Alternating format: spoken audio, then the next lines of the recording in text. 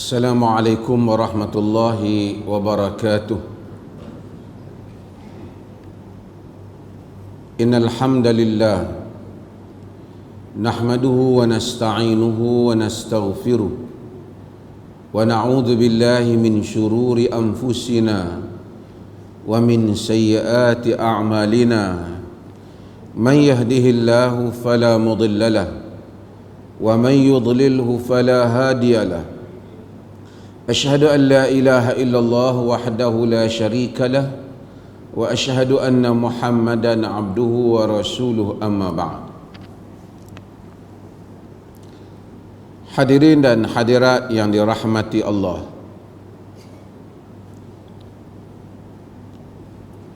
pada malam ini saya nak mukaddimah sedikit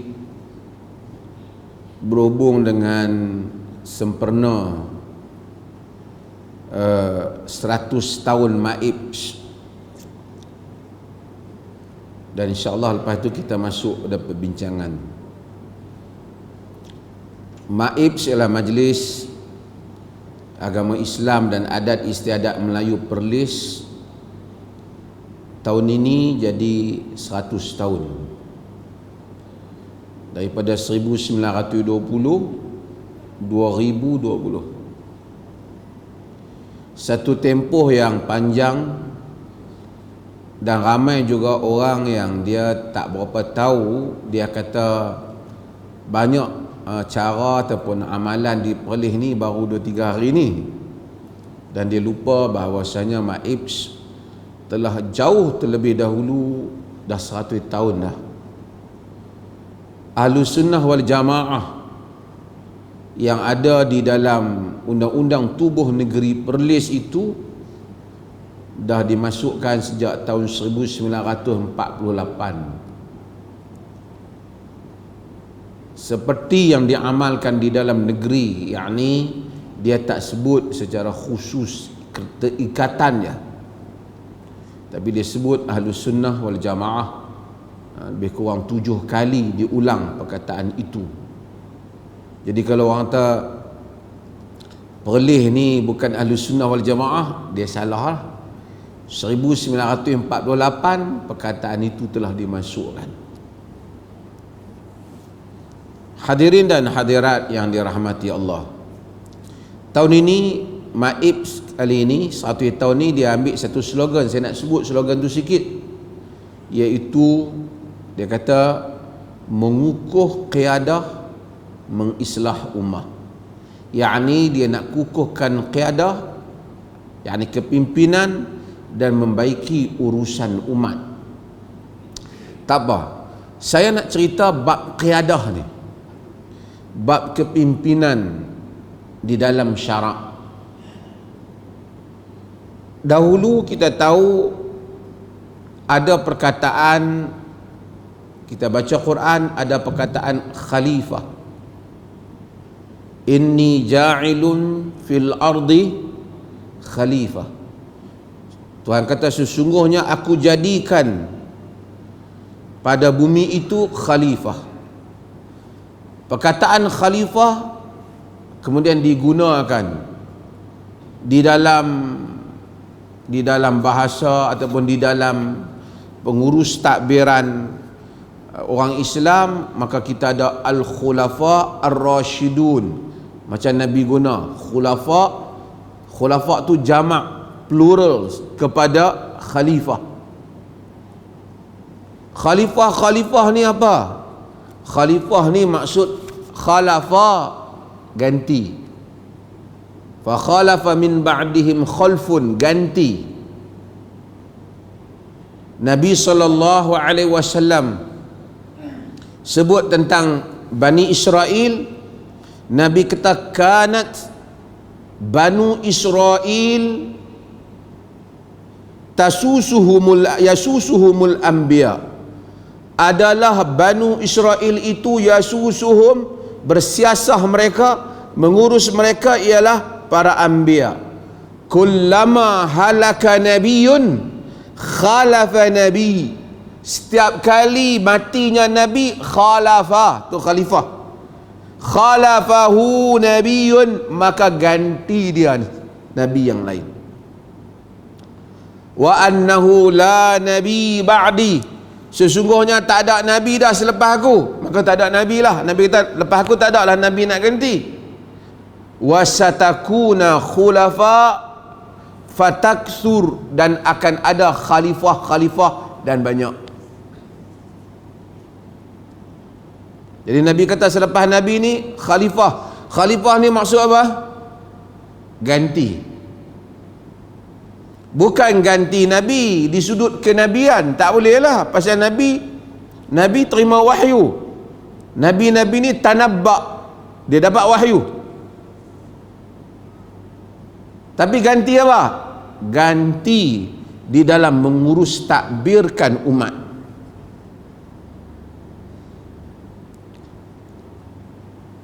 Nabi kata Banu Israel mati satu Nabi, Nabi ni mari satu Nabi, Nabi baru datang.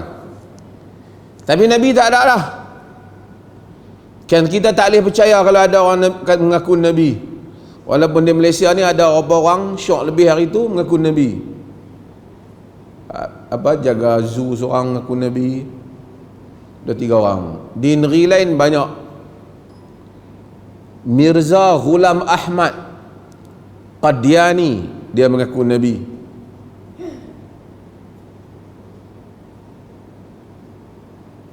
Dia kata khatim tu, Nabi tu, Khatimul Anbiya tu cincin Nabi, cincin para Nabi, dia penutup Nabi. Sampai tuan-tuan pergi di India, sebahagian sanad-sanad hadis tu, selepas ambil sanad hadis, dalam wasiat guru hadis, antara tugasannya kena lawan Qadiani ni.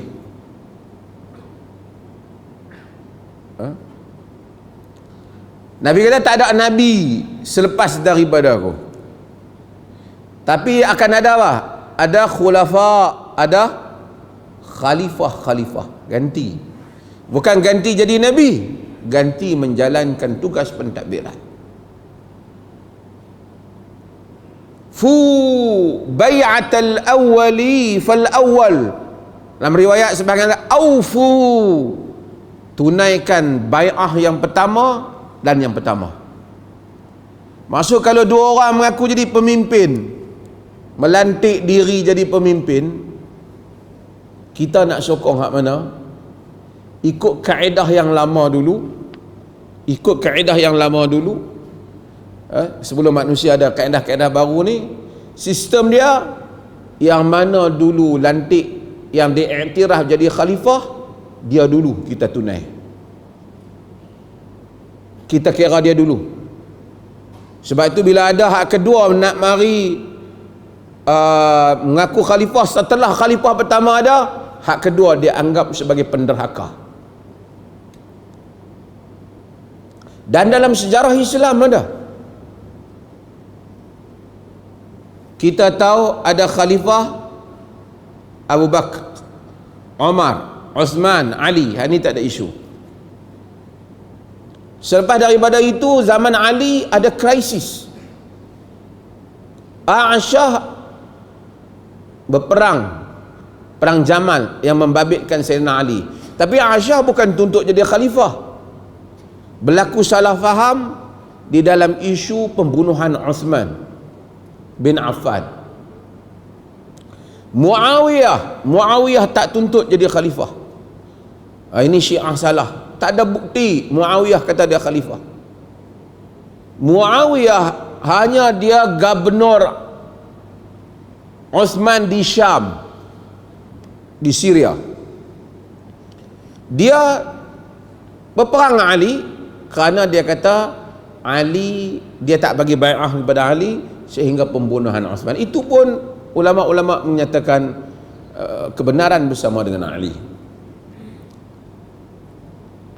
Setelah Ali, jadinya anak Sayyidina Ali, Al-Hasan bin Ali, khalifah. Dia jadi sekejap ya. Kemudian dia serahkan jawatan dia kepada Muawiyah bin Abi Sufyan. Sebab tu orang Syiah ni dia tak apa happy Dia tak apa seronok dengan Al-Hasan bin Ali. Tapi nak kena mengaku jugalah pasal Hasan Husain. Sebab tu dia banyak sebut Husain, Al-Husain bin Ali. Dia tak sebut Hasan, walaupun dia kena terimalah juga Hasan tu, kerana takkan nak tolak Hasan cucu Nabi, anak Sayyidina Ali. Dia buatlah Hasan kena racun lah, kena macam-macam, tapi dia tak happy kerana Hasan serahkan jawatan tu kepada Muawiyah. Kalau Hasan ni, kalau Muawiyah ni satu orang yang jahat secara mutlak, tentulah Hasan telah menyerahkan kuasa pada orang jahat, dan itu bukan perbuatan yang terpuji. Al-Hasan bin Ali, dia telah serahkan pada Muawiyah. Tahun itu dinamakan dengan Amul Jamaah, tahun perpaduan.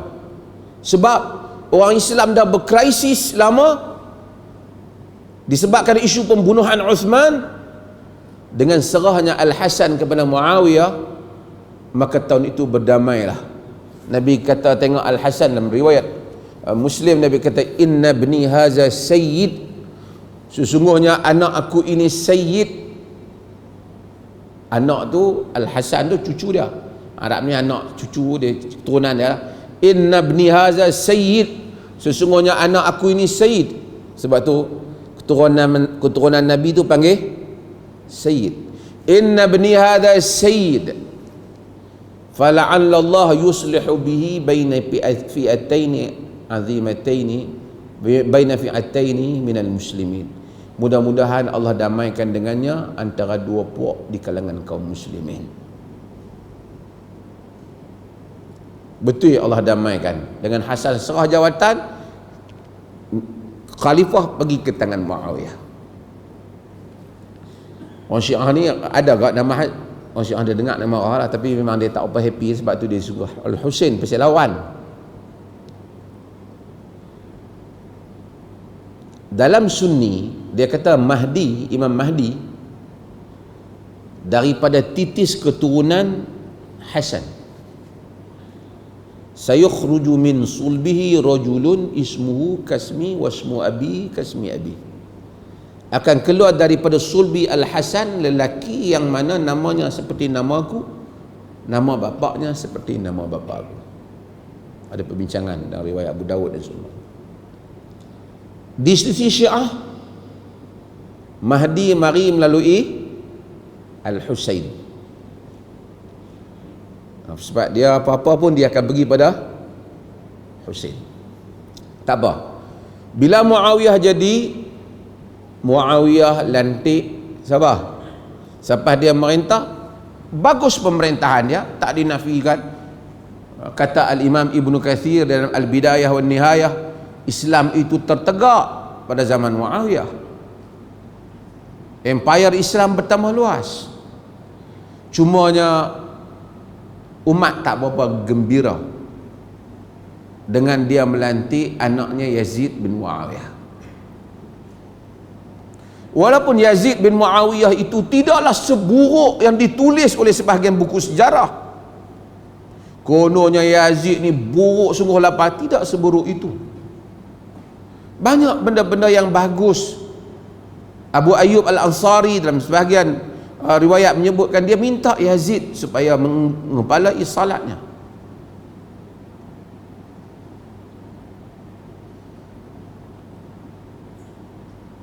Ada orang kata, orang mai jumpa kepada Muhammad Hanafiyah, anak Sayyidina Ali, kata Yazid tu kaki, jom kita kena lawan Yazid. Saya bukan nak bela Yazid. Yazid ada kes, sekali kes Al-Husain bin Ali lagi. Pasal apa? Pasal Yazid ni kaki minum arak. Dia kata, hang tengok ke dia minum arak? Kalau kau tengok dia minum arak, kau mesti dakwa dah dan perlu saksi. Kalau kau tak tengok, ia satu tuduhan. Kalau masa kau tengok dia minum arak, kemudian kau diam, kau seorang tak betul, kenapa tak cegah masa tu? Ataupun kau dengar cerita orang Adapun aku pernah hadir tempat dia, aku tengok dia menyegerakan solat, bersugi. Apapun ada kes kepungan terhadap Madinah yang dilakukan pada zaman Yazid yang menyebabkan orang duka cita kerana diperlakukan penduduk Madinah dengan cara yang tidak wajar, dan kemudian pembunuhan Al-Husain bin Ali. Tu yang mari Muharram ni, Karbala nanti, yang tu yang nak pukul diri tu. Al-Husain bin Ali dia keluar, dia sebenarnya dia bantah Yazid, tapi dia ditipu oleh penduduk Iraq. Penduduk Iraq daripada zaman dulu lagi depa tidak jujur sejujur penduduk Syam. Muawiyah untung dia di dalam politik kerana dia di belakang dia ialah penduduk Syam, penduduk Syria yang setia kepada dia, yang tak berbelah bagi dengan dia. Sementara Ali yang penyokong dia ialah penduduk Kufah. Orang Iraq dalam sejarahnya terkenal dengan berbelah bagi dan tidak setia, dan mereka lah yang mengumpan Al-Husain bin Ali sehingga dia keluar, akhirnya dia terbunuh. Tidak juga ada arahan jelas Yazid suruh bunuh. Tentera di sempadan telah bunuh. Macam-macam orang petikai Yazid marah, tapi kenapa ada orang kata Yazid tak WhatsApp tentera dia, kata jangan bunuh. Zaman tu WhatsApp tak ada lagi. Nak bagi berita ke tentera sempadan daripada Dimashq nak sampai ke Iraq nu jauh. Majoriti para sahabat, Abdullah bin Abbas, Abdullah bin Umar, nasihatkan Al-Husain bin Ali jangan pergi. Sehingga di kalangan mereka pegang kuda Husain, kata jangan pergi, datukmu telah diberi pilihan dunia dan akhirat, dia telah memilih akhirat, kau jangan pergi. Orang Iraq tipu kau. Dia pergi. Akhirnya orang yang kata nak sokong dia pun tak pertahankan dia. Dia bertempur dengan tentera di sempadan, tentera Yazid. Walaupun Yazid marah selepas pada itu, tapi benda berlaku Al-Husain. Orang marah pada Yazid sebab orang tengok Yazid tak ambil tindakan tegas pada tentera. Tak apalah, yang penting Al-Hasan, saya nak cerita Al-Hasan ni cerita pasal Syiah, pasal bagaimana khalifah berlaku. Selepas daripada itu berlaku krisis, naiknya Abdullah ibnu Zubair menguasai Mekah dan orang berbai'ah dengan dia. Dan dalam masa yang sama Marwan bin Hakam di Syam lantik diri dia sebagai khalifah. Orang pening, mana satu nak pergi. Nak cerita sejarah orang Islam dalam isu politik juga bukan mudah.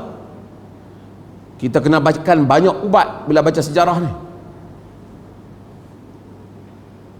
Sehingga berlaku pertempuran Marwan bin Hakam, kemudian Abdul Malik bin Marwan. Mereka tak dapat bai'ah yang awal. Yang awal ialah Abdullah bin Zubair.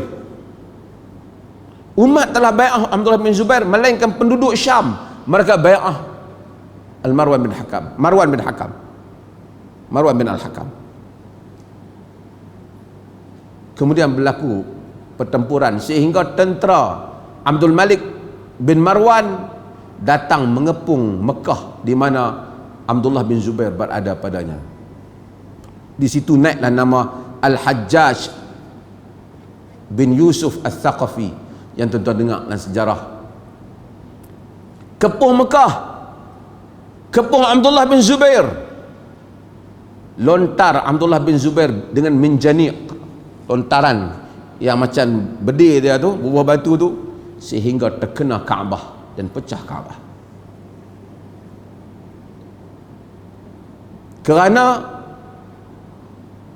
Kerana nak menguasai Mekah. Kemudian Abdullah bin Malik bin Marwan dia menang. Abdullah bin Zubair ialah anak kepada Az-Zubair ibn Al-Awwam, dan ibunya adalah Asma binti Abi Bakr. Kejam, pancung kepala dia, sangkut kepala dia di tiang. Sedangkan dia sahabi.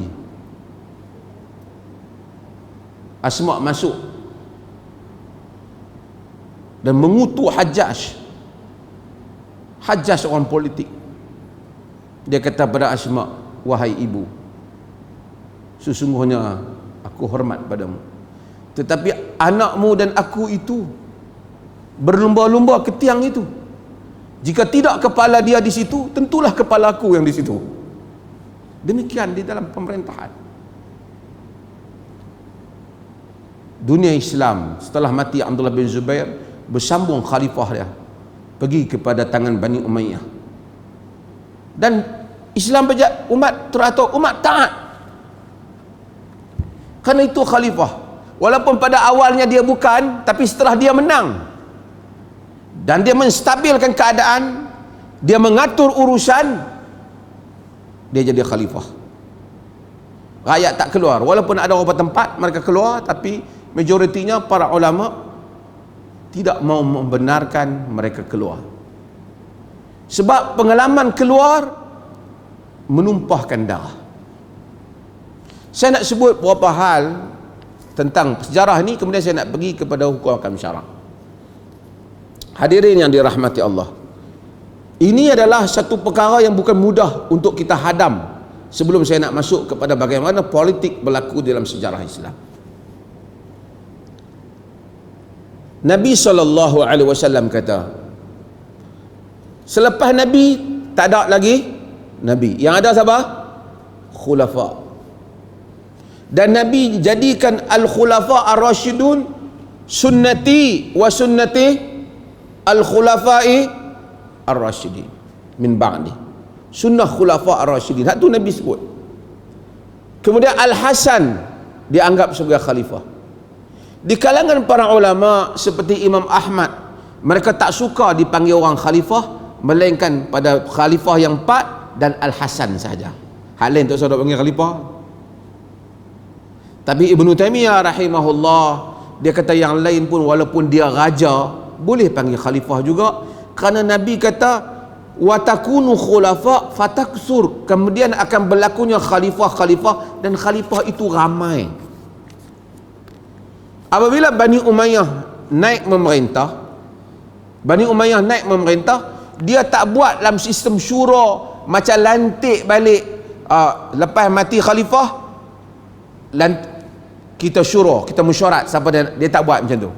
Dia buat keturunan dia mari turun kepada keturunan Bani Umayyah juga. Pasal dia, pada anggapan mereka, itulah jalan untuk stabilkan keadaan. Kerana kabilah-kabilah Arab akan berebut jawatan ni kalau dibuka. Hatta Umar bin Abdul Aziz, dia dilantik adalah kerana dia keturunan Bani Umayyah.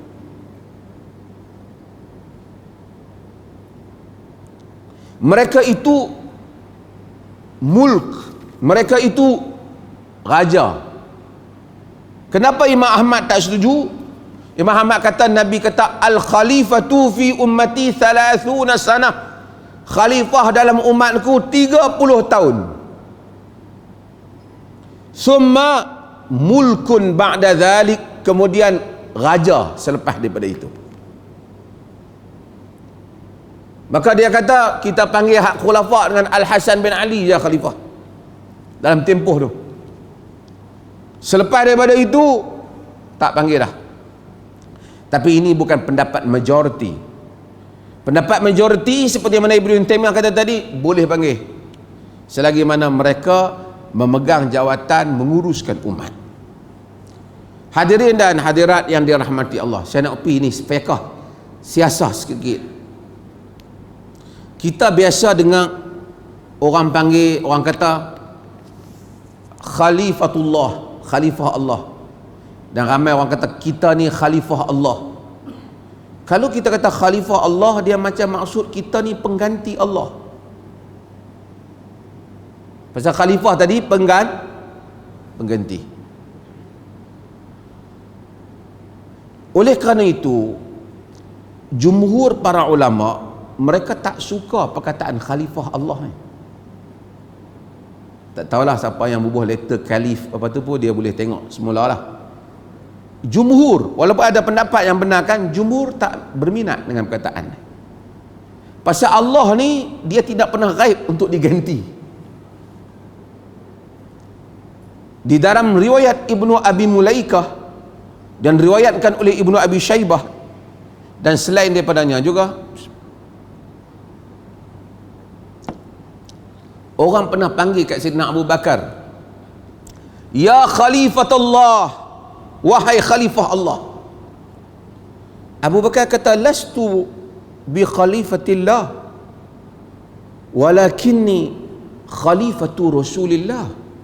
Aku bukan khalifah Allah, aku khalifah Rasulullah.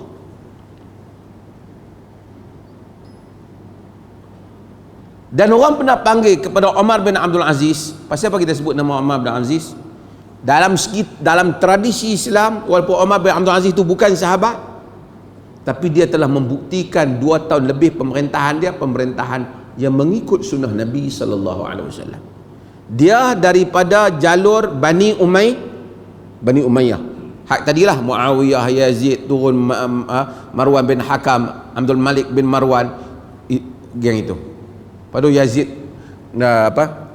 Muawiyah bin Abdul Malik dan seterusnya. Okey.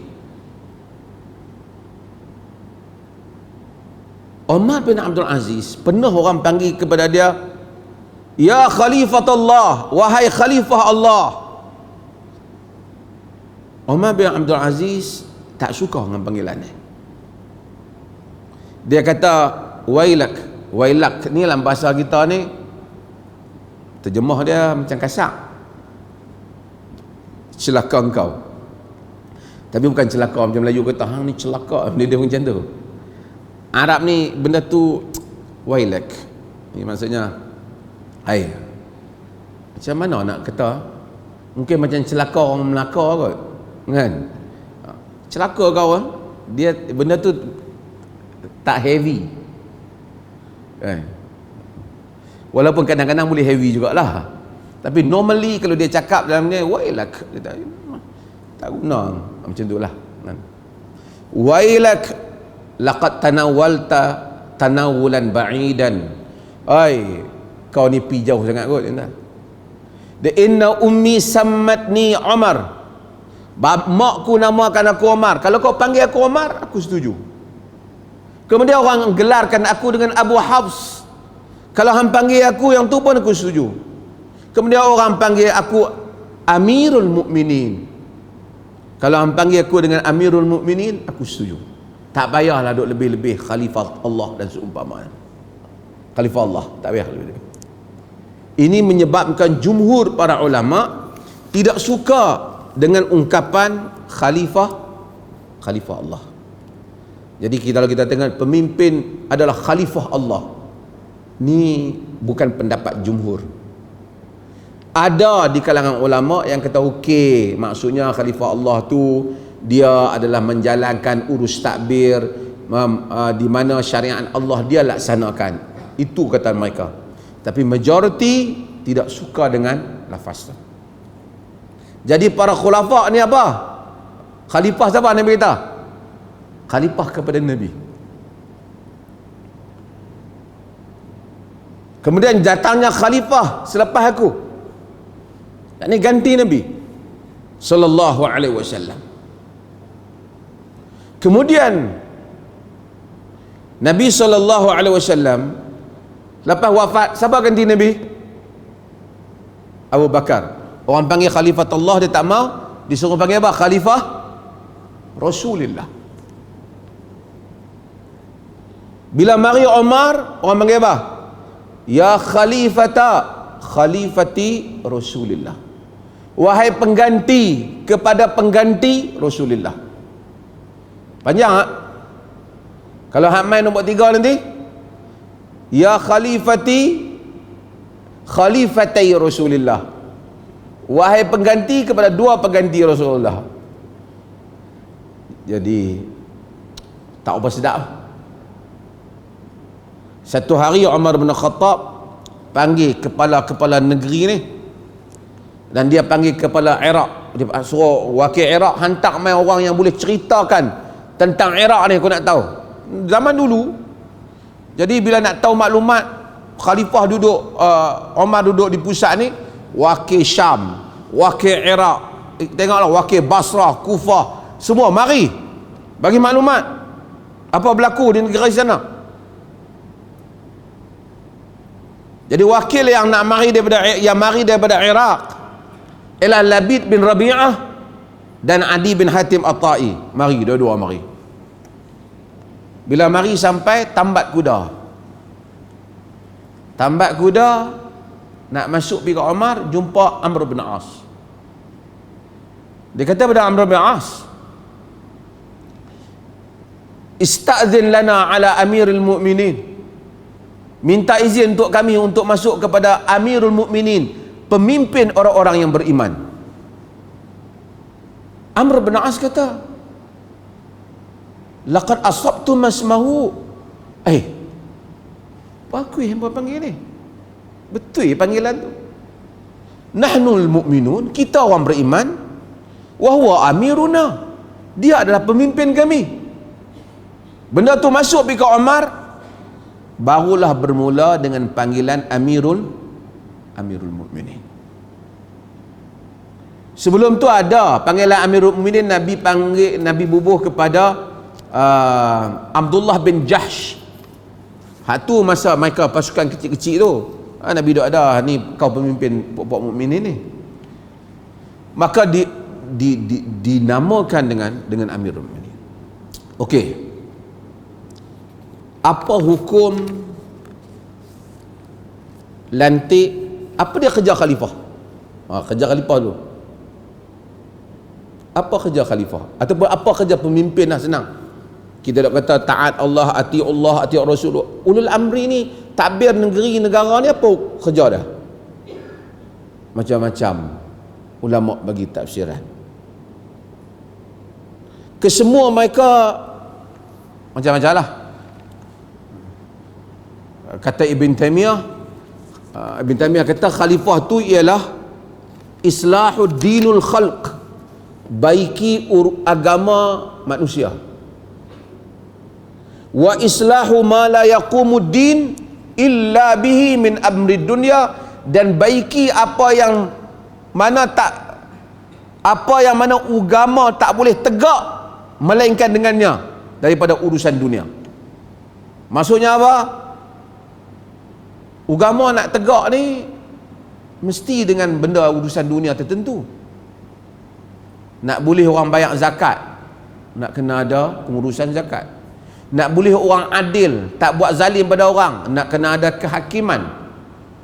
Nak boleh manusia hidup dengan aman, hidup beragama, memerlukan pengurusan. Hak tu kerja khalifah, hak tu kerja imam, yang tu kerja pemimpin, kata Ibn Taymiyah. Tu takrif dia dah. Tapi orang Melayu dia suka baca kitab, terutama di dalam aliran Asy'ariyah, mereka baca Al-Taftazani, syarah Al-Aqidah Nasafiyah. Dia tulis satu benda di dalam Syarhul Sa'an 'ala al-Maqasid. Dia tulis, dia kata al-imamah, yang dikatakan pemimpin tu, riasatul ammah, pengurusan umum, fi amri din wa dunya, dalam urusan agama dan dunia, khalifatan an Rasulillah, sebagai menggantikan Nabi. Apa kerja pemimpin? Dia kena buat urusan agama, urusan dunia, ganti Nabi. Nabi mai buat apa? Nabi ni ada dua. Ada keputusan Nabi, ialah keputusan Nabi yang Nabi buat tu kerana hukum agama kena buat. Ada benda yang Nabi buat tak jadi hukum untuk kita buat. Nabi buat kerana untuk zaman tu ya. Pasal Nabi pemimpin. Sebab tu Sayyidina Umar, apabila ada sebahagian orang-orang mu'allaf yang belum masuk Islam, yang meminta zakat kat dia tak bagi. Dia tahu Rasulullah bagi. Rasulullah bagi zaman tu sebab Islam tak kuat. Zaman aku Islam kuat, aku tak perlukan apa. Jadi bukan dia tak mau ikut Nabi, Kerana dianggap Nabi bertindak bagi tindakan pada urusan pentadbiran. Macam kita tengok Nabi, perwakilan-perwakilan bila datang jumpa Nabi, jumpa di dalam masjid. Boleh tak kita tak usah jumpa perwakilan di dalam masjid, kita jumpa perwakilan ni, kita buat pejabat duta, mai jumpa pemimpin, pergi jumpa dia pejabat. Orang kata itu bukan sunnah pergi jumpa di masjid. Kita kata tak, itu pentadbiran Nabi. Pentadbiran dia terdedah pada zaman yang berubah dan manusia juga berubah. Maka sebab tu ada hukum Nabi, hukum yang bersifat kenabian, dan ada hukum Nabi yang bersifat keimaman, yakni imamah, kerana Nabi itu pentadbir kerajaan. Ini menyebabkan ulama kena bahas di dalam usul, nak tahu mana tindakan Nabi di atas dasar itu hukum syarak, mana tindakan Nabi di atas dasar itu hukum pemerintahan. Misalnya orang mari, Nabi bagi zakat, Nabi bagi kat fulan, Nabi tak ada catat. Zaman tu tak apa. Tapi zaman kita, kalau pemimpin mari dia duk bagi zakat tak catat, habis duit zakat tu. Pasal dia mungkin tak seperti Nabi. Zaman Abu Bakar pun tak catat. Siapa layak mari bagi? Zaman kita pergi kat ni Majlis Agama Islam, apa duk catat-catat nak bagi 1000 pun. Nabi tak catat pun. Kalau macam tu kita susah. Sebab duit tu audit kira, hilang duit tu. Dan ini menyebabkan para ulama kata dalam menguruskan urusan, para ulama secara umumnya semuanya berpendapat di kalangan mazhab Ahlus Sunnah wal Jamaah, iaitu wajib untuk melantik pemerintah. Tak boleh satu orang tiba-tiba dia kata kita hidup sendiri-sendirilah, tak payah ada pemimpin. Di sisi Ahlus Sunnah haram kita hidup tanpa melantik pemimpin, kerana Nabi SAW memerintahkan, hatta Nabi kata idza kharaja salasatun fi safarin falyu'ammiru ahadakum atau ahadahum. Dalam riwayat Abu Daud, apabila kamu keluar 3 orang, lantik seorang jadi pemimpin. Sunnah kita nak pergi mana-mana 3 orang, seorang memang bos, dia decide. Nabi kata kalau keluar musafir 3 orang, seorang kena lantik jadi pemimpin. Kalau nak hidup dalam masyarakat, dalam negeri dan negara, seorang kena lantik. Maka dengan itu, walaupun bukan semua orang terbabit dengan politik, tetapi syarak menyatakan nasbul imam, melantik pemimpin itu wajib di sisi kesemua ulama-ulama Ahlus Sunnati wal Jamaah. Sebab tu datangnya perintah Allah, ya ayyuhalladzina amanu atiiullah wa atiiur rasul wa ulil amri minkum. Taat Allah, taat Rasul dan pemimpin di kalangan kamu. Sekali saya bahas yang mana boleh taat, yang mana tak boleh taat. Walaupun kadang-kadang kata aku ni tak penting lah politik-politik, betul. Tapi manusia ni terkena. Kita nak beli barang, cukai tak cukai. Kita nak masuk masjid, masjid mana boleh buka tak boleh buka. Kita nak pergi naik atas jalan raya, kereta mana boleh guna tak boleh guna. Walaupun kita tak mau masuk campur, tetapi ia berkaitan dengan kita. Saya baru balik petang tadi, balik dari Langkawi. Saya pergi Langkawi ya, bukan nak kempen domestic tourism. Tak japi ya, musim lah, tak ada siapa sangat kan. Ni saya cerita lah, bukan soal setuju tu pun tak. Saya cerita sampai naik teksi sembang orang Langkawi seorang di teksi kan, sembang tentang Langkawi apa semua ni. Ni pandangan dia, nak setuju tak setuju satu cerita, ni pandangan dia. Kata, oh macam mana Langkawi apa kau tengok gambar pemimpin Langkawi? Saya kata, oh macam mana? Dia kata tak ada apa-apa pun, sama aja. Masa duduk atas lu macam mana pun dia tak sempat nak main tengok Langkawi ni. Dia kata dia lah, saya tak tahulah betul ke tak. Saya kata macam mana Langkawi apa nama orang Langkawi kita ni letak jawatan. Saya bukan nak cerita pasal dia letak jawatan, tapi saya nak tengok dia ni kata apa. Dia orang bawa teksi. Saya tanya dia belajar sekolah pun tak habis, sekolah menengah. Tapi ada sisi pandang dia. Pandangan dia lah. Dia kata, mungkin orang duk bahas pasal apa, kita tengok 2-3 hari di parlimen bersidang. Macam-macam. Kita pun tak tahu syarkas ke, parlimen ke, orang ke, siapa ke. Macam-macam orang ulas kan. Tak apa. Pasal apa orang tu tanya pasal apa letak jawatan, orang ni pasal letak jawatan. Tapi saya sukalah dia ni kata. Dia kata, dia perempuan, daripada teksi perempuan. Dia kata semua ni sebab dia kerja Allah Ta'ala belakang. Allah ni kesian kat kita. Dia pun kawan tu dia kata bukan calang-calang orang yang hebat mempertahankan kehendak dia, tapi tiba-tiba hari tu Allah boleh takdirkan dia pergi letak, sehingga akhirnya dia pun macam heran pasal apa dia letak kan, macam dia heran nak letak kan, macam mana orang duk tanya dia pun nak jawab pun tak apa nak lepas. Takdir Allah, dialah takdir Allah kerana Allah kesian kat kita. Alasan apa? Saya ingat dia nak ulas pasal ekonomi ke apa. Dia kesian kat kita. Kalau dia tak letak hari tu, tak main tukar ni, Covid ni kalut kita. Kami di Langkawi ni takut. Pelancong Cina duk main. Depa tak mau tutup masa tu. Depa tak mau tutup. Bawa teksi takut dia nak. Tak ambil pun kerja kita. Ambil pun kita tak. Ada bila batuk apa kita. Masa tu kan zaman kerajaan dia buat keputusan supaya dia takkan halang pelancong Cina. Yalah, dalam kerajaan pun banyak ni, dan kemudian mereka ada hubungan dengan Cina dan seumpamanya. Jadi masa tu pun yang Langkawi pun cakap bahawasanya habis nak bubuh depa di mana, dengan kandang ke apa kan. Jadi dia kata Allah nak selamatkan kita ni daripada Covid. Itu pandangan dia lah, tuan-tuan nak setuju ke tak. Tapi saya nak ceritanya apa, walaupun driver teksi dia tak minat politik ke apa, tetaplah urusan pentadbiran tu terkena juga pada dia. Terkena pada dia. Mungkin kita fikir tentang ekonomi, tentang saham, orang fikir kan tentang market jatuh, share tak share, tentang dasar luar. Dia fikir tentang Covid tu.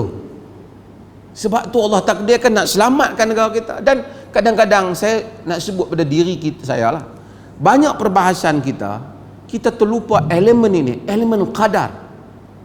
Allah boleh menjadikan sesuatu yang luar biasa. Satu orang yang begitu tegap, tiba-tiba masa time tu dia turun. Ada orang yang kita dengar lembek, masa time tu dia naik. Yaf'alu ma yasha. Tuhan melakukan apa yang dia kehendaki. Rakyat kita, kita boleh tengok rakyat kita puji rakyat kita ni. Kita tengok Amerika, orang kata cerdik lah, saintis banyak apa semua. Di barat mereka gagal nak patuhi Covid ni. Banyak mereka kena. Rakyat kita tengok dalam Facebook, ya Allah, perang tak mau. Dia boleh pergi serang artis Korea, dia boleh pergi serang macam-macam. Tapi bila dia di luar, dia patuh Covid ni, peraturan SOP ni, dia patuh. Dan kita menjembakkan negara kita selamat dengan kerajaan letakkan peraturan-peraturan dan keadaan tenteram, kita selamat. Kita tengok negara jiran kita Indonesia, tengok Indonesia, yalah, adalah, bukanlah kita bagus semua, ada benda yang kita tak bagus, tapi bab ni lah di Indonesia. Kita tengok di honggak masjid, kerajaan tak mampu nak buat apa. Susah hati Presiden Indonesia, pergi ambil jenazah buat balik. Tapi kita patuh. Di Perlis masa kita tutup masjid masa peringkat awal, adalah mamat sana bising-bising, teratur je lah dia bising. Adalah seorang dua ni, makcik bawang, abang bawang semua, adalah. Tapi setakat tu syukur. Mungkin innallaha yuhibbur rifq fil amri kulli. Allah suka lunak dan santun dalam semua urusan ni. Allah sayang kat kita, kesian. Dia selamat dengan kita. Hari tu kita tengok keadaan kelang kabut. Kita bukan soal politik. Hari-hari kita tengok dalam media sosial, hari-hari isu perkauman. Yang ni katakan Islam, yang ni tak puas hati. Daripada tak kira lah pro ke kontra ke, jauhilah urusan lah, masalah sistem beraja lah, masalah orang Islam, masalah masjid lah, masalah dia semua hentam salah. Tapi yang dikatakan kuasa, bertukarnya pemerintahan, kaki hentam hak diam. Bukan kata orang reka, kita tahu nama-nama yang duk hentam ni, depa ni semua stop.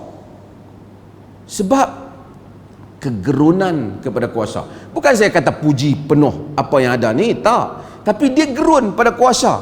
Dia berani dalam masa tempoh tu kan, dalam tempoh tu dia rasa macam dia ada backup atas ni, dia kentamlah Islam macam mana pun, hak ada dalam tu kan defend dia. Bila dia bertukar, sama ada hak bertukar ni soal macam mana ketulusan apa, kita masih lagi menilai. Tapi bila bertukar yang tidak favor kepada benda-benda macam ni, semua kita tak dengar. Masa Covid tu ramai duduk di rumah. Bukan ramai, memang semua duduk di rumah. Tapi tak banyak orang ulas nak pergi kata kat masjid ke, nak kata kat Islam, Quran ke. Dia tak kata macam bulan-bulan yang sebelum itu. Sebab dia takut. Sebab tu sebahagian para penulis kata ad-dinun usun wa sultanan harisun. Agama itu asasnya pemerintah menjaganya. Pemerintah menjaganya. Dan kita terdedahlah untuk mengkritik pemerintah dan seumpamanya. Sebab itu Nabi SAW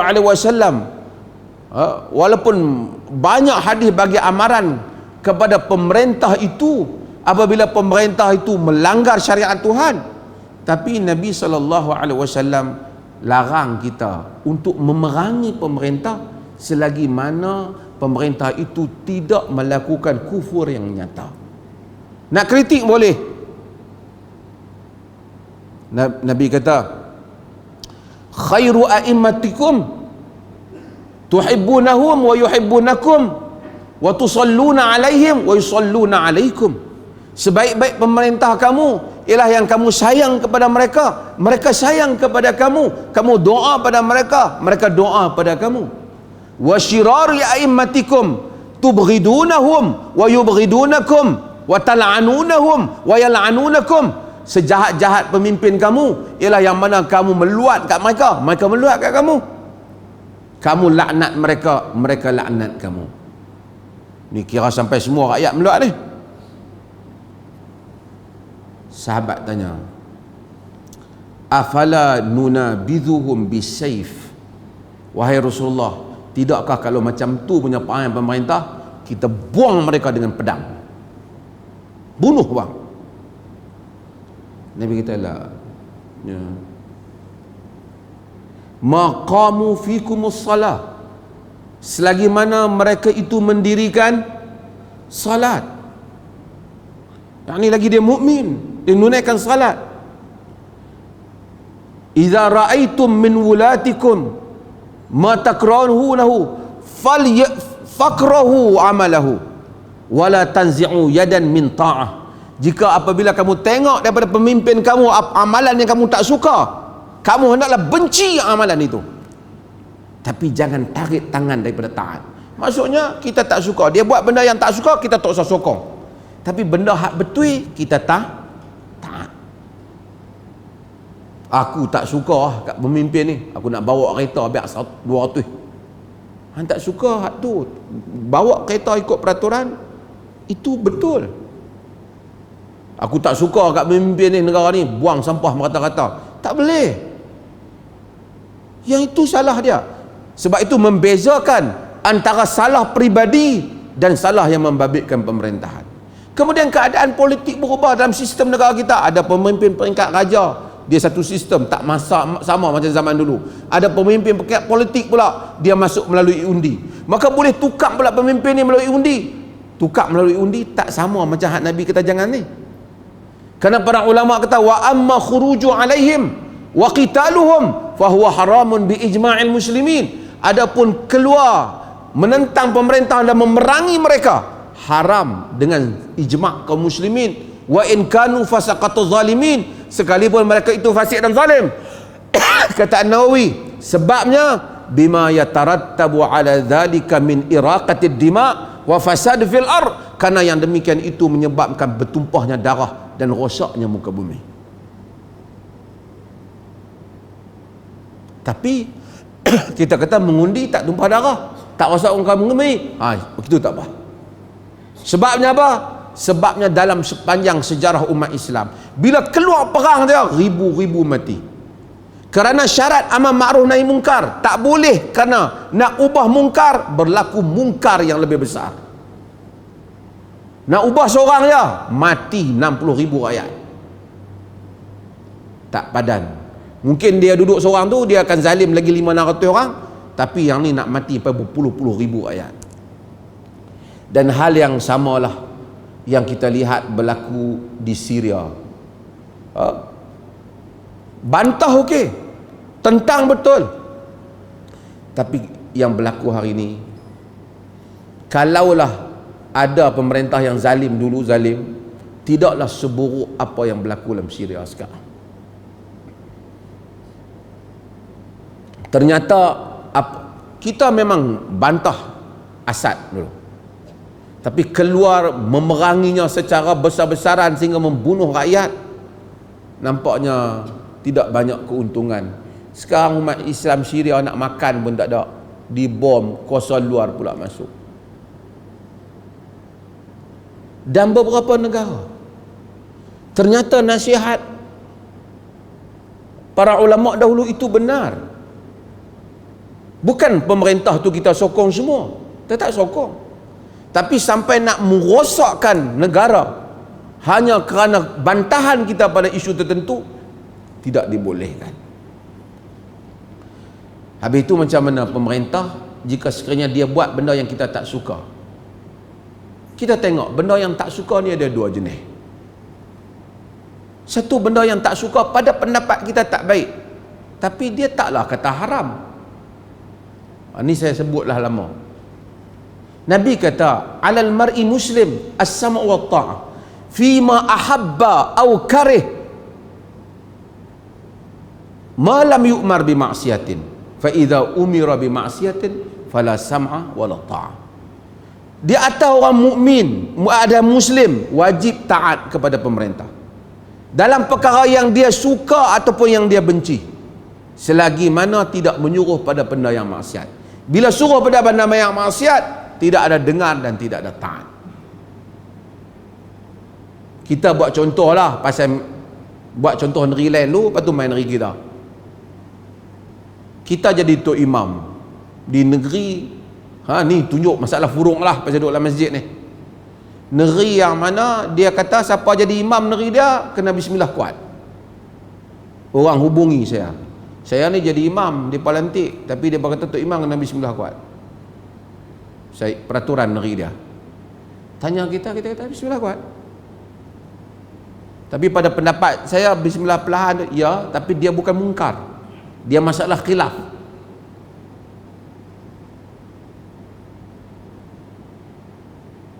Dia pun kata kalau jadi imam kena kunut kalau di negeri-negeri lain. Saya jadi imam, saya ni pendapat kunut ni tak ada kunut khas subuh. Kita kata taat. Sebab apa? Masalah khilaf dan dia bukan mungkar. Melainkan awak berpendapat dia bid'ah seperti sebahagian pendapat di kalangan ulama, awak tak payah peganglah jawatan tu, bagi orang lain lah. Sebab khilaf, dia bukan mungkar. Tapi dia kata kalau syarat nak jadi imam kena sembahyang zuhur 5 rakaat, tak boleh, mungkar. Samalah juga di Perlis ni. Kalau hampa dia kod nu boleh, kod nak patah balik dia tak mau.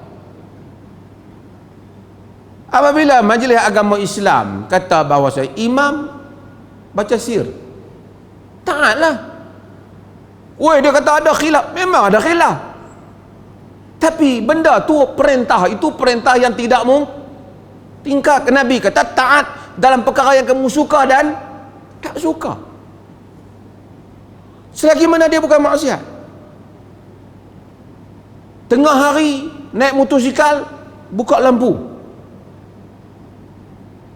Dulu perintah masuk buka lampu, orang kata apalah, bening kata.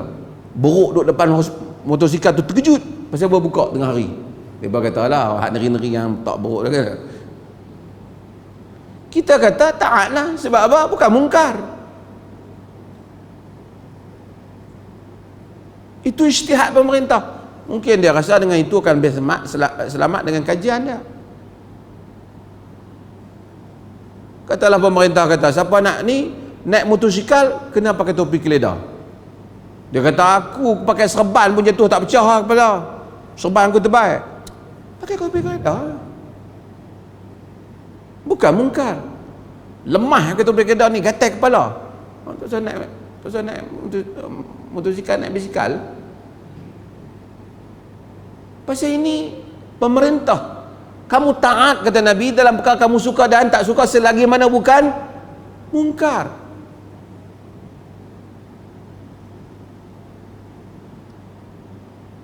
Sama dalam urusan pentadbiran kita. Bagi setiap negeri dalam sistem kita ada raja pemerintah. Dalam urusan agama, raja pemerintah telah mengeluarkan berdasarkan apa yang dia putuskan dengan sistem yang dia ada. Di dalam negeri Perlis dengan fatwa-fatwa yang ada, bagi rakyat negeri ini yang duduk di tanah ini, selagi mana kita berpijak kepada tanah dan wilayah ini, terikatlah dengan sistem tu.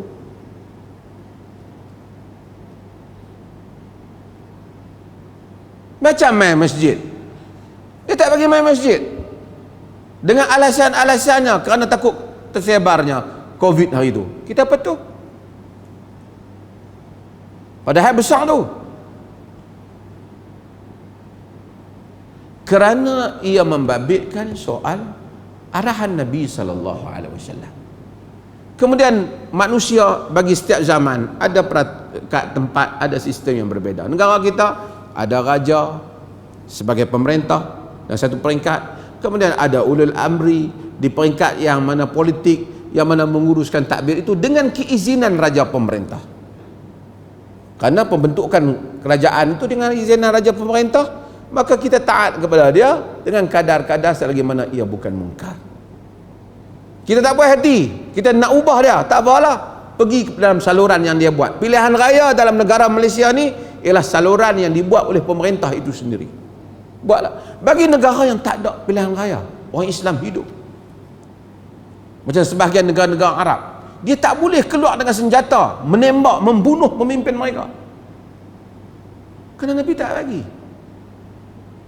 Kerana dia tembak seorang, hak duk tunggu nak naik ni ramai.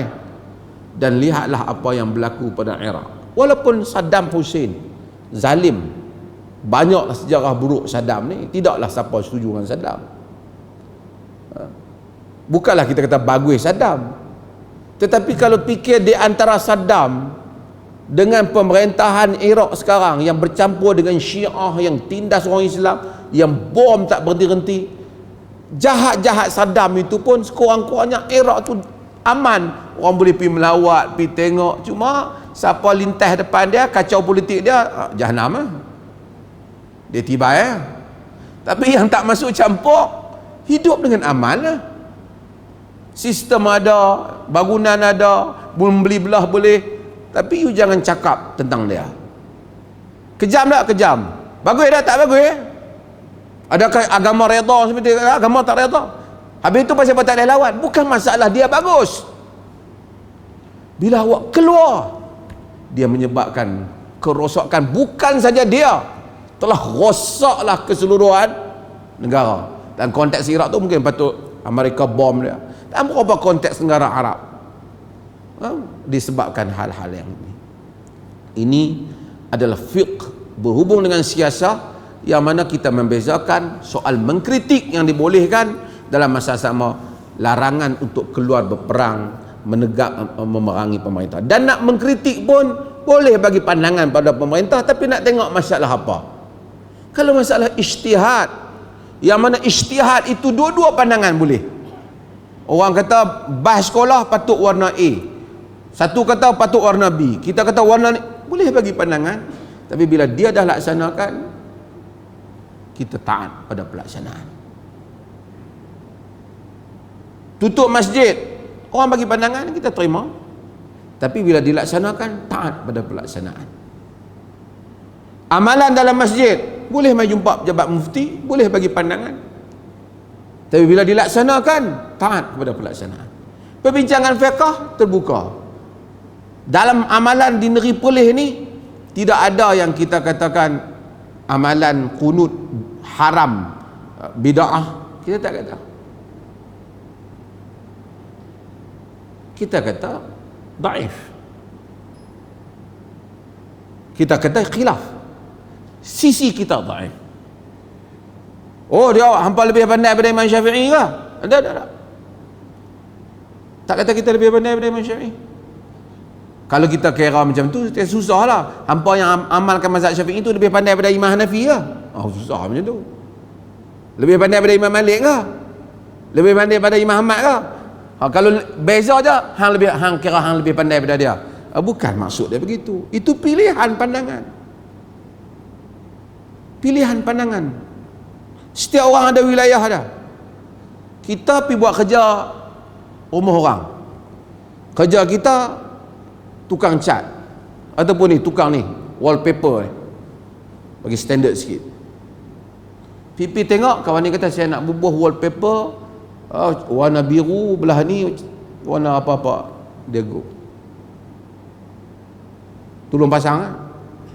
Kita main-main pasang, tak elok cadangan dia. Kita pergi bubuh warna kuning, gabung dengan warna, dia memang terkejut, warna lain kau kata. Tak elok je, warna ni saya berkenan. Hang berkenan pergi pasang rumah hang.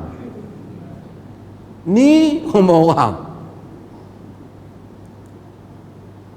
Demikianlah pengurusan takbir pemerintahan. Apabila ini di bawah wilayah pemerintahan dia buatlah. Orang hak negeri lain ada pandangan apa, pergi buatlah negeri apa.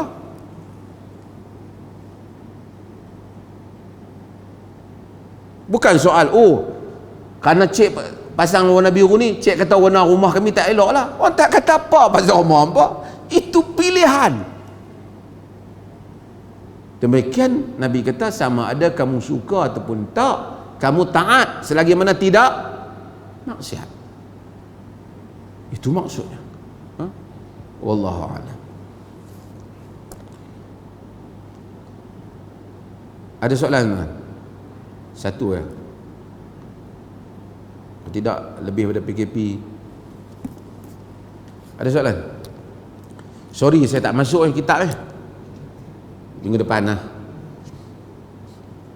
Mentaati ulil amri. Maib yang suruh masuk tajuk ni. Hak maib tu sikit, saya goreng hak lain banyak. Ada soalan? Okay, mudah-mudahan Allah Subhanahu Wa Taala rahmati kita semua insya-Allah. Sekian, wassalamualaikum warahmatullahi wabarakatuh.